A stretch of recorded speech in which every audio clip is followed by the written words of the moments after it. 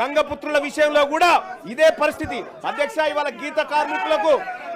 గీత కార్మికులకు మనము వైన్ షాపులలో రిజర్వేషన్ అని చెప్పి చెప్తా ఉన్నాం అధ్యక్ష. ప్రైవేట్ యూనివర్సిటీలు పెట్టే కాడ మా గీత కార్మిక మా గౌడ సోదరులకు అవకాశాలు కల్పించండి. ప్రైవేట్ కాంట్రాక్ట్ల దగ్గర అధ్యక్ష 42% రిజర్వేషన్ కాంట్రాక్ట్లు ఇచ్చే కాడ ఈ బీసీలకు ఇవ్వంగా ఏ చట్టం అడ్డుకునే పరిస్థితి లేదు అధ్యక్ష.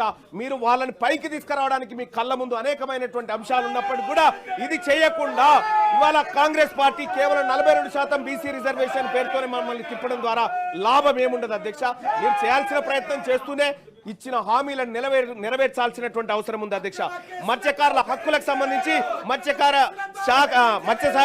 సామాజిక వర్గాల మధ్య పెండింగ్ లో ఉన్న సమస్యలు పరిష్కరించేందుకు త్వరితగతిన ప్రయత్నం చేస్తామన్నారు అధ్యక్ష. అదేటిపోయిందో అయితే గొర్రెల స్కీమ్ ను కాంగ్రెస్ పార్టీ ప్రభుత్వం ఏర్పడ్డ తర్వాత 100 రోజుల్లోనే 2వ విడత గొర్రెలు పంపిణీ చేస్తామన్నారు అధ్యక్ష. 2వ విడత గొర్రెల పంపిణీ కార్యక్రమం ఎటుపోయిందో కానీ ఇక్కడ మొదటి విడత గొర్రెల పంపిణీ కార్యక్రమంలో దోషులైనటువంటి వాళ్ళని ఇవాళ ప్రజాక్షేత్రంలో దోషులుగా నిలబెట్టలేకపోయింది.